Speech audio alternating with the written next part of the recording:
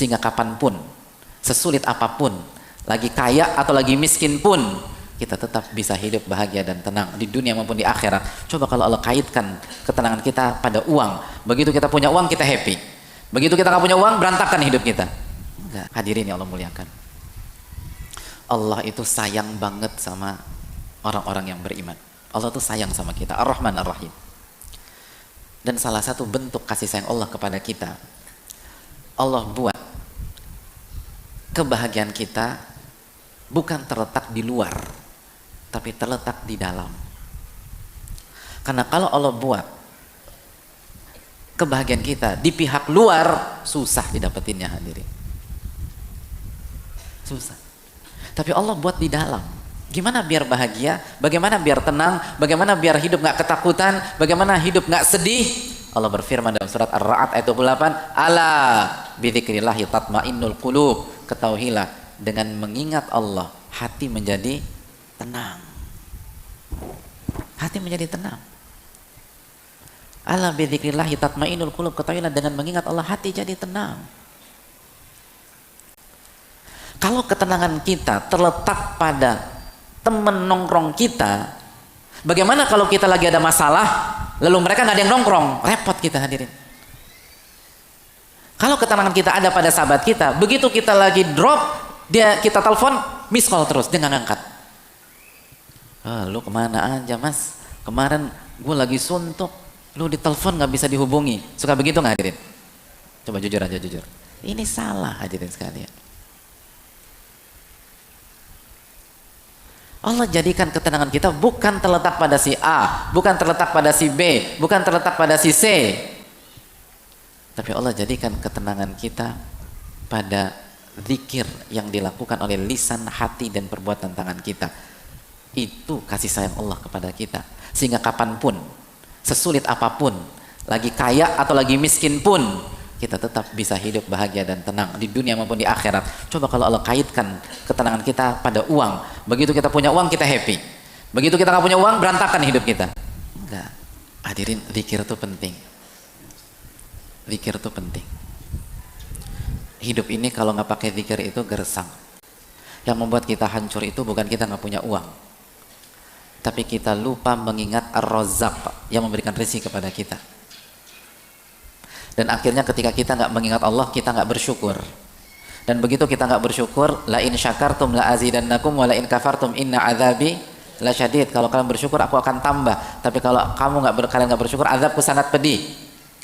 Catat baik-baik keterangan para ulama kita, hadirin. Ibnu Aun rahimahullah mengatakan, ini akar penyakit dan ini obat paling mujarab. Apa akar penyakit dalam kehidupan? Catat baik-baik, kata Al-Imam Ibnu Aun, dzikrun nasida wa dzikrullahi dawa. Mengingat manusia dan makhluk itu penyakit, dan mengingat Allah adalah obat. Mengingat manusia dan makhluk itu penyakit, dan obatnya adalah mengingat Allah Subhanahu wa ta'ala. Coba jujur, yang bikin kita nyesek, kesel,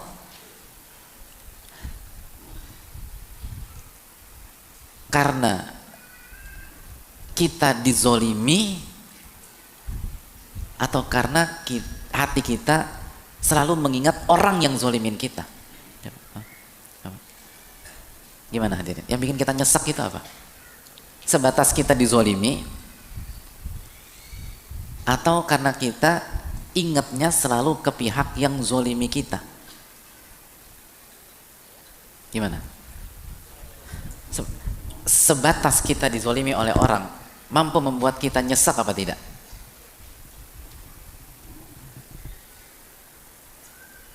Ibu-ibu, suami suka bikin ibu kecewa nggak?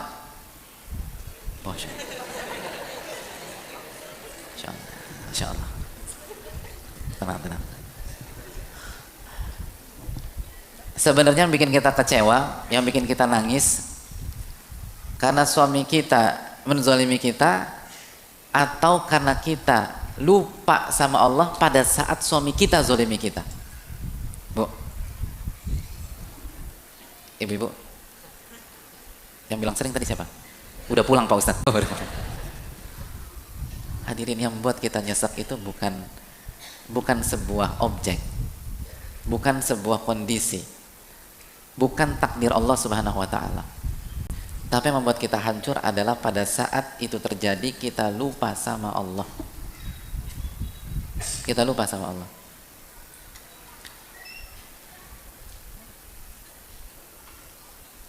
Ibu-ibu, siapa salah satu wanita yang paling baik, bahkan kata Nabi SAW sempurna, yang pernah hidup di peradaban umat manusia?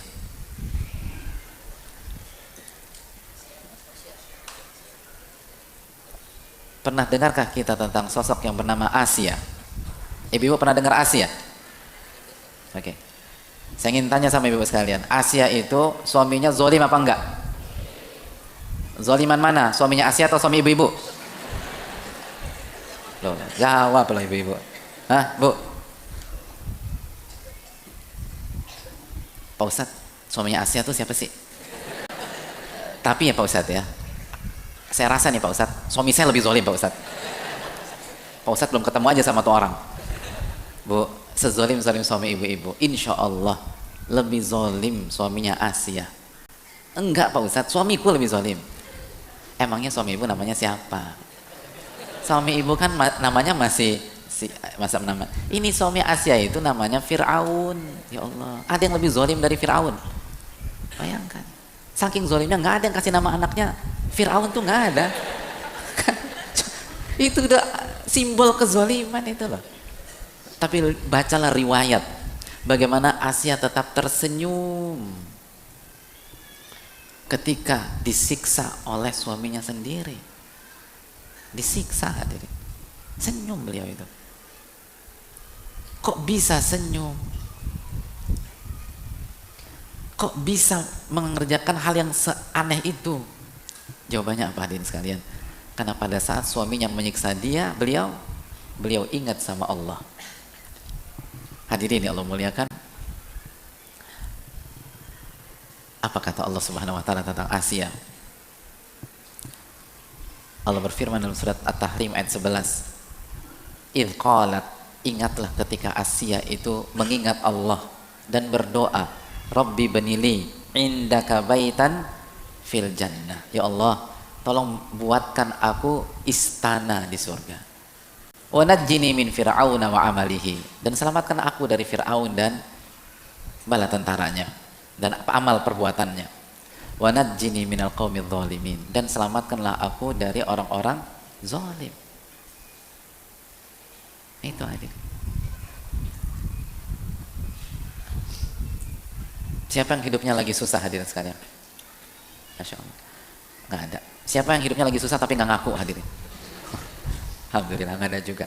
Sesusah-susah hidup kita sekarang, mana yang lebih susah, hidup kita atau Bilal bin Rabah? Ya Allah, pada saat di awal-awal dakwah di kota Mekah itu diseret, dirantai bahasa kita, dikasih ke anak-anak, diriwayatkan dijadikan mainan kayak binatang, lalu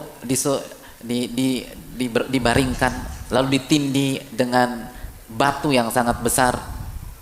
Ada kita ngalamin hari-hari ini seperti itu? Gak ada. Kenapa kita suka galau, suka update status, dan bilang tenang-tenang aja? Karena Bilal ingat sama Allah. Yang diucapkan pada saat itu adalah Al-Ahadul Ahad, Allah Subhanahu wa taala. Itu membuat beliau tenang dan akhirnya bersyukur kepada Allah Subhanahu wa taala di tengah kehimpitan ujian-ujian hidup, sebagaimana Asia tadi bersyukur kepada Allah. Dan begitu orang itu udah ingat sama Allah dan bersyukur kepada Allah, maka dia akan bahagia. Dia akan merasakan apa yang tidak pernah dirasakan oleh orang kaya yang hanya mengandalkan kekayaannya. Itu hal penting jemaah. Hadirin, kekayaan itu, konsepnya itu kan, kekayaan itu bukan angka, tapi rasa. Itu kaya atau tidaknya kita bukan berkaitan dengan angka di tabungan kita atau angka di celengan kita, tapi kaya atau tidaknya kita itu berkaitan dengan rasa yang kita alami dalam dada kita. Nabi kita SAW bersabda, laisal gina an kathratil arad, innamal gina gina nafas, atau kama qala. Kekayaan itu bukan kekayaan aset atau harta. Kaya itu bukan pada saat Anda banyak harta dan aset, tapi kekayaan adalah kekayaan jiwa, kekayaan hati. Dan kapan kita kaya hati? Pada saat kita ingat kepada Allah, lalu orientasi kita menuju akhirat. Dan pada saat itu kata Nabi SAW, wa ja'alal ghina fi qalbihi, Allah akan masukkan kekayaan ke dalam hatinya. Hadirin, banyak orang itu gak kaya, tapi dia merasa